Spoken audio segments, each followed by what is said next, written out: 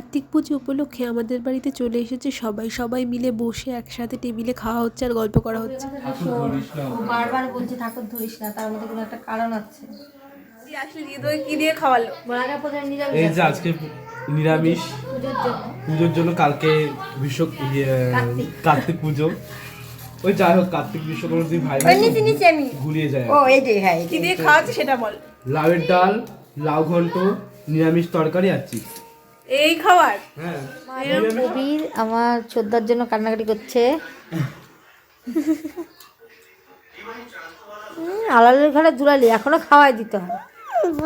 হ্যাঁ মদ্দি না, আমি ছিলাম।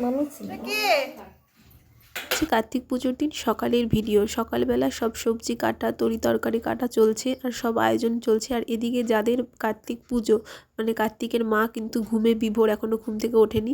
আর এদিকে সকালের খাওয়া শুরু হয়ে গেছে। সকালে চলো কি খাবার আছে দেখে নি। সকালে আতপ চালের ভাত, আলু সেদ্ধ আর ঘি। আর এদিকে আমি বুনুকে একটু খাইয়ে দিচ্ছিলাম। 5 রকম মিষ্টি, 1 গজ পান, 100 গ্রাম দই।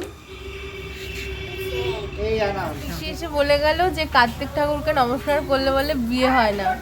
তাই আমি আর চিকু, হ্যাঁ তাই আমি আর চিকু কার্তিক ঠাকুরকে নমস্কার করবো না। যেমন এই যে বড় ঠাকুরটা মাটি করে নমস্কার করতে নাই, যারা এই থেকে নমস্কার করতে না করে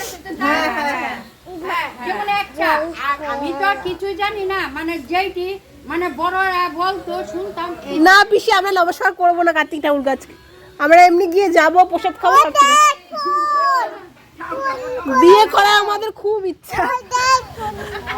কার্তিক পুজো কোনো নিয়ম কারণ কিচ্ছু যায় না, আমাদের বাড়িটাকে তো বিয়ে করে দিল গো। আম্মা এত নিয়ম করে, আর ইনি হচ্ছে কি নিয়মে জীবন শেষ করে দিল অনিয়মে।